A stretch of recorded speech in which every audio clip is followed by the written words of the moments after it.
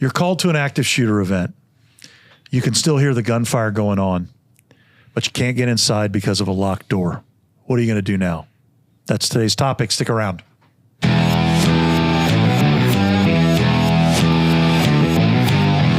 Welcome to the Active Shooter Incident Management Podcast. My name is Bill Godfrey, your podcast host. I am joined today by three of my fellow instructors here at the National Center for Integrated Emergency Response.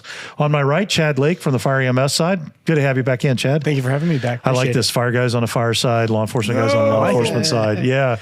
And across from us is the always faithful Ron Ottebacker. Ron, good to have you back in. Thank you very much. Glad to be here. And the inimitable Billy Perry, back in the house. Thanks. You know, last time I said inimitable, the person that transcribes it didn't know how to spell it. I thought that was pretty funny. That is pretty funny. Don't ask me to spell it. Okay. I won't. So today's topic, don't let a locked door cost lives.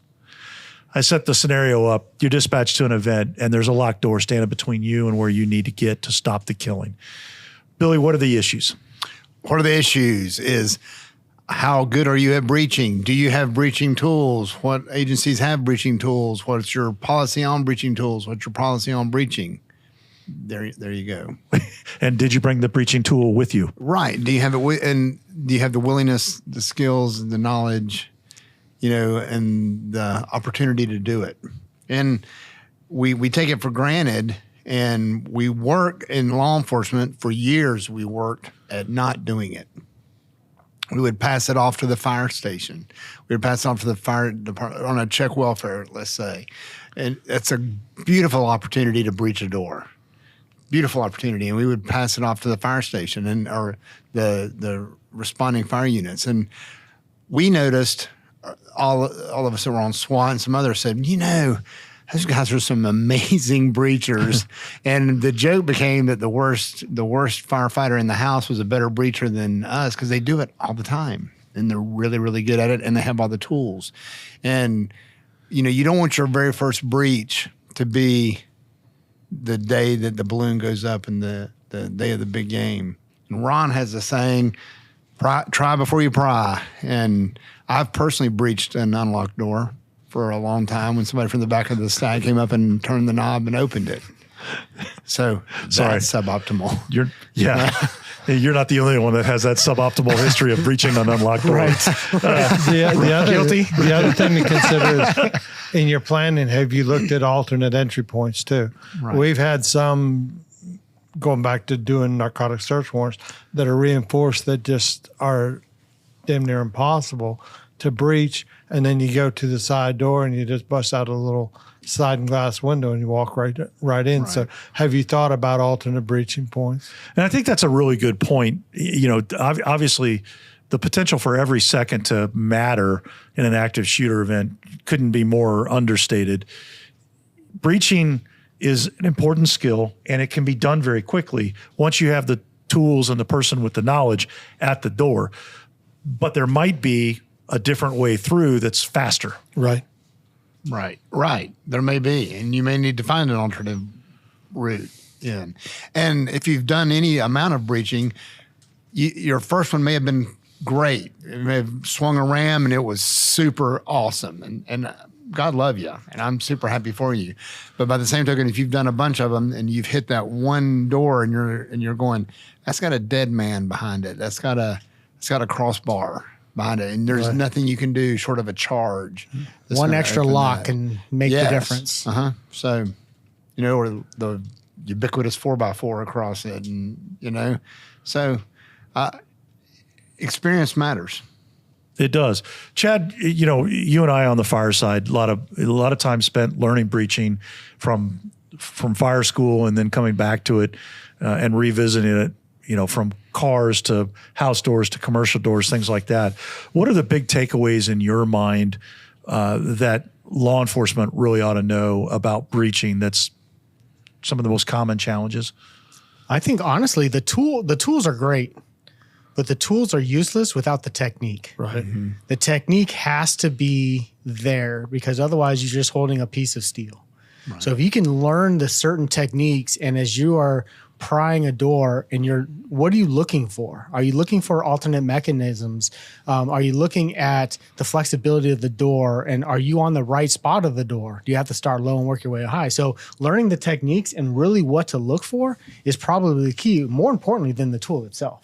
The tool will do the job. It's just the techniques and how to overcome some of your obstacles. And I've actually seen where teams have approached an outward opening door with a ram, trying to use a ram to get in. Right. Size You got to up. understand Yeah, size up is what you're dealing incredible. with. I was literally about to say that. I have an 11 and 13-year-old son, and when we're walking to a door and when we're going to a store or wherever, I'll say, where are the hinges? And I have trained them to start looking at hinges. If you see hinges, it's a pull door. If you don't see hinges, it's a push door. And like you said, you can show up with a sledge till the cows come home. If you're looking at hinges, it's going to be a long day. It's going to be a long, tiring day. And that's another thing, especially when you're trying to make entry as far as a contact team goes. How much energy are you using to breach a door? And then once it's open, how spent are you? The answer is all of it. All of it. Yes. You are using, you're using all of it. Yeah. And then are you forcing or breaching a residential door versus a commercial door? Which is, again, right. Very different operation. 1 person, 2 person, 3 person. I mean, there's a lot of, And setting a pick and prying is a lot different than ramming and hammering. Right. Or going to a mobile home door. Yeah. They always created problems, even if you knew how to pry them. Right. They would tend to bend or buckle rather than they would go into pieces instead of. Yeah, you're peeling it away before you're doing anything. You're just taking out the layers. Right. I do think you guys hit on a couple of important things that I want to highlight. One is it an inward opening door or an outward opening door? That really kind of matters. It's on the importance level. It's kind of up there. The construction of the door, is it a wood door? Is it a metal door? And what's the construction of the door frame that it's attached to? Generally speaking, on residential construction, you're a lot more likely to run into wood doors or thin steel. And even sometimes when you run into metal doors or fiberglass doors on home construction, they're mounted on wood jambs. Whereas in commercial, it's usually metal, steel, maybe glass, but something a little bit heavier duty. The other thing that I'd like to talk about a little bit is in times in past when we've worked with law enforcement on breaching techniques, they are enamored with the Halligan tool, which is a fantastic tool. It has so many uses and is so valuable. But it almost always requires a sledgehammer or a flat-headed axe, some type of striking tool with it to beat it into place. Big impact tool. You have to marry it together. And the biggest gap I see for those in law enforcement that say, "Yeah, I'm going to have a Halligan," is they've got a Halligan with no impact tool. No setting tool. Yeah. How common is that versus, I guess, carrying no tools at all? Where do you guys see that on the law enforcement side? I haven't seen it that much. I have seen it, but it belies inexperience. Right. It's the old, tell me you've never breached a door with that without telling me you never breached a door with that. And that is the example. And when we were teaching it in my agency, there was a breaching block, and we would say, spend your own money. I know that may be unpopular now, but go to Harbor Freight. We consider impact and pry tools dumb tools. I'm a technician, as y'all know, and I wouldn't use a lot of really cheap tools on fine projects, but for dumb tools, impact tools, give me Harbor Freight all day. Yeah, a $4.99 sledge will work just fine. I take a $4.99 sledge, cut the handle off a little bit, and a crowbar. The thing is, though, you do not want to use those tools the first time on an active shooter hostage rescue. You want to do that, regrettably, on granny or grandpa that's dropped dead in the kitchen, and you're forcing entry after they've lived a long and healthy life, and you're finding them. That's when you want to take advantage of that. Sure. Any of those times. I would also say, I think there are actually a number of really well-designed door props for doing training on breaching. And not every fire department, but there are a lot of fire departments that have these door breaching props where they can configure it for all different kinds of techniques and teach you in very short order. And most firefighters across this country would be happy to take some time to teach a cop or two or three, just informally, some quick down and dirty techniques for getting through some of these doors. Don't you think so, Ted? Oh, nothing's going to make a firefighter happier than teaching some of your law enforcement brothers and sisters how to something break you know. something. Oh yeah, it's great. That you're really, really good at. And yeah, and you're good, right? Just make sure that the ones teaching it can do it, Right. You know, but that is like, that's the ultimate ego booster for us firefighters. Is like, you won't believe what I just did. I just taught a bunch of cops how to force a door, and they didn't know anything, but now they do. But it's a great training. And our SWAT team had one that had the nylon pins you could put in that would break, the shear pins, and you could put a different number in there. And that's good. But again, that requires time away from the beat. The that task, requires training. Whereas if you carry your $10 worth of dumb tools or $20 worth now, and you do breach every time, and for 20 years ago, like we wouldn't do it. In our agency, a lot of people wouldn't do it because they didn't want to run an information report on damaged property. Did you ever run into that? Yes, sir. And write it. Yeah. It's quick, and it's for the good of the order. It's for the good of the community. It's for the good of everybody. Can you just go to an acquired structure that's, you know, about to be knocked down, and you have all, you know, a hotel that's about to be decommissioned, and you have all these doors, and you can even add extra obstacles there. You can put some drop bars in some of your doors. It's really cheap way of and you have hundreds of doors, and you can change it all up. You can throw a drop bar, you can throw a wedge on the bottom of it so somebody just wedged that door. How do you overcome that? And you have that opportunity to, and it's essentially free training. You might have to write up a safety plan and get it approved, but that's a waiver, almost free. sign Yeah, a waiver, right? But Yeah. the only challenge with that is it's still time away. It's time away. It And, is time you know, away. to your point, Billy, I think not only what you're saying, but I would also add this on, you know, granny's down, you know, welfare check, not answering.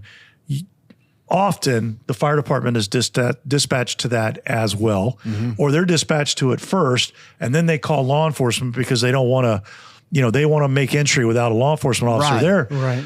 If you're the law enforcement officer that's there and they got the breaching tools, ask them to coach you through it. 100%. Ask them to Use let that you do Or it. say, this Absolutely. is what I've bought for breaching. Can I use this? Because if I asked you that, well, you know, you would help me All day. and try your stuff. If you've got it, you know, and get used to using it. If you don't, use theirs and go, I want to buy one of those. And because I'm telling you, we pass it off forever to the fire department. And again, exponentially better breachers than we will ever be. You know, you can almost race through a structure cutting holes through walls. I've seen you guys. And cutting holes through walls quicker than we could going down a hallway. You know what I mean? So there is a lot of that you have to do in the fire service. That's for sure. The other thing I would say though, and this, I going back to, you know, what Ron kind of opened with is you can obviously breach and force your way through a door, but somebody at least think about the alternate means of getting in. You know, windows, very common. In most cases, they're pretty easy to breach and break. The one thing you've got to remember to do is once you break out the window, to rake the frame to try to get rid of whatever glass is there. And if you've got a towel or a blanket or something like that you can put over the sill so that you don't get glass as you cross through, all the better. The corner of the window is typically a great place to strike, not the center of the window. You want to strike it with, you know, kind of a sharp point I shouldn't say sharp point, but a point that's going to focus the energy really well. What other things about alternate ways other than going through the door? Well, I think, real quick with the window thing too, is have one person go to the window and then go and lock the door. Yes. There's no need for everybody to come through and, you know, like I said, the hazards with the broken glass. Check those sliders. If it's commercial, a lot of times you can almost just lift that little commercial door up off the hinges with a Halligan or a pry tool, and you can bring it out and you can open that up. You have your K tools, you have your R tools. You know, you can take out the lock, just a cylinder lock, and you can just jimmy that lock. There's so many different options. Have you seen that video of the trucky guy that demonstrates how to remove the with a pair of vice grips for the commercial cylinder lock? Yeah. It's like less than 7 seconds. Out and the door's open. But the problem is that's not the fun thing. I want to break stuff, and you have to have that self-control. It's like, listen, I want to come back and I want to break this door so bad because that's That's what we strive on. But it's like you're forcing that door. I'm just going to go open up that slider. I'm going to walk in because you know what? I still have work to do. Right. And now I'm not tired. Let's not forget we were called to an active shooter. Correct. Right. And that's what I was about to say. And for breaching the window, I'm going to do that and you may do that to gain entry into the house. I'm going to do that like I'm porting it. And I think that's something that even patrol officers can do. Have one person posed or standing by to take control of the room with a rifle. Let somebody else port it. Let them. What do you mean when you say port it? Break the window so that you're putting a muzzle in the room. Okay. Because I can shoot everything in that room without making entry. The 3 places to get in a gunfight are outside a room, inside a room, and in the doorway or the window. And outside's better. Inside second best. Worst is in the window or in the doorway. And but I can put a muzzle in there. I can port it, and I can engage everything in there. And that's what you would do if there was actual nefarious activity taking place in that room. Ron can port it. I can be posted up with a muzzle ready to go in and engage whoever's in there. And then go in, like you said, all right, this is how we would do it. And then go in and open the door and make things happen. So, Billy, I don't want to leave this topic without talking for a few moments about explosive breaches. You as a long-time bomb squad guy and SWAT guy know far more than any of us will about those tools. What are the pros and cons of explosive breaches? When is there a good call, good need for that? Versus, that's the wrong application. The good time is if you've got time to set it up. How long does it take? Longer than you think. You want to say seconds, but seconds is a long time. The fastest breach you can have, obviously, is opening the door. The second fastest is a mechanical breach. The third fastest is a shotgun, probably, and then explosive. Because you have to place the charge, you have to back off, you have to put the non-L, put the firing wire out, and then initiate it. Or you can set it up before and have it there on a prop stick or whatever. But there are contraindications to a breach of charge. Like it can be a challenge if the door is wet, as an example. Just simple things. If you're using a water charge, when everybody makes entry, they're making entry on a slick floor. Now that's wet. If you use Never thought about that. If you have a hockey puck, which is a piece of conveyor belt with a coil up det cord you put on there, that's dry open, but you're still going to have you're going to have firing initiating non-L or whatever that's going to be a trip hazard when you're making entry. And there you still have to run up, place it along the frame between the locks or just over the locks or just below the locks, depending on where they are. The latching mechanism, feed their non-L, get to your minimum safe distance, your MSD, and then initiate it and let it go. So the fastest is opening the door. The second fastest is the mechanical breach, always. And you can actually port like drywall. Like you can put water charges on drywall between studs and shoot it. When I say shoot it, initiate the charge, and it'll blow a hole through the drywall that you can immediately put a muzzle in and shoot somebody in the room without ever making entry. And the other thing we haven't discussed is when we've talked about it many times, find a person, especially in a commercial building, who's got the biggest set of keys and have them hand you the key and go unlock it. You know, oftentimes we overlook the obvious. And if we just take a second as we're looking at things, you got to key this door? Yeah, here it is right here. Mm-hmm. Okay, now we're good. Or do they have a Knox box? Right. Right. A little Knox box. We have the key, open it up, and there's your master keys for the whole entire structure. And I will tell you this also as you hope. I will tell you that as where I work now, which is at a school, we've done extensive training with the keys, and even the armed guards that I have that work for me when we're making entry and they use these keys, their entire shifts cannot do it during a training exercise. Yeah, a key ring of 20 keys and your hand shaking too much. Because, narrowing of a visual cone, loss of, fine motor skills, auditory exclusion, it all happens. And it happens to everybody. It happens to good guys, bad guys, everybody. But yeah, so that's why I think it is important. But you can train out of that. But you've got to train out of that. And there has to be some repetition too. Has to be. One rep is not going to get it done. No. Practice does not make perfect. Perfect practice makes perfect. If you're practicing wrong, all you're doing is submitting wrong. So, and I think you have to account for I have a those lot of bad experience days. in that. Right. Everybody's going to have a bad day. Sure. I can hit this door 20 times, and 19 out of the 20 times, I'm in it in 30 seconds. Right. Now, one day, for some reason, You're a firefighter. I'd bet 10. I bet you'd be in it in 10 seconds. Seriously. maybe, Yeah. depending on the challenges, of course. But it could just be that one off day I have. And that's another thing and that's the whole point of the team is swallow your pride. Right. I'm forcing this door. I'm trying to breach it and it's just not working. Pass that tool on. Absolutely. Right? Pass the tool and swallow your pride. It's like, okay, I lost today. I took that L. Right. But that's going to make me next day, following weeks and months, I'm not going to lose again. On my unlocked door, my team was saying, "You're doing great, Billy. You're doing great, Billy. Keep it going, up, keep it up. pushing." You're doing great." I'm like, "I don't feel great."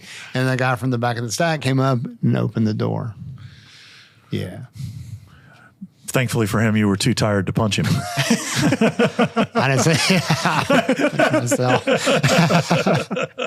All right. As we wrap this one up, any last thoughts? Because we want to be very clear. There's no reason that a locked door should cost lives when we're responding. Now, one of the things we didn't talk about was how a locked door can prevent an attacker from gaining access. There's been a number of instances where a locked door, they bypass that room and they go to a different target.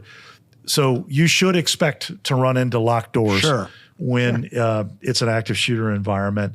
You may or may not get master keys. You may get a key ring that's so many keys that for all practical purposes, it's taken too long to get through them, all of those kinds of things. But any other last minute thoughts on this one before we wrap it up? So a couple of really, really, really key points. Number one, have the tools to do it. Number two, work on having the mindset to do it. And by that, I mean, be decisive. Know when you can, when you can't, when you have a duty to. And know what constitutes that. Seriously, like one of the things that we never thought we would have to discuss is active bleeding is an active incident. That's a good point. And just because there may not be actionable intelligence, there may not be gunfire, there may not be whatever, if they are bleeding in there, that is breachable. Yep. Correct? Every 100% of the time.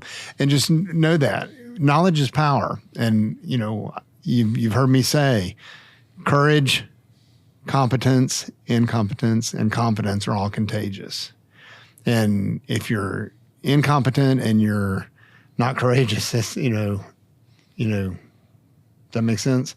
And I would much rather be competent and courageous and have that be be contagious around my peers. Well said.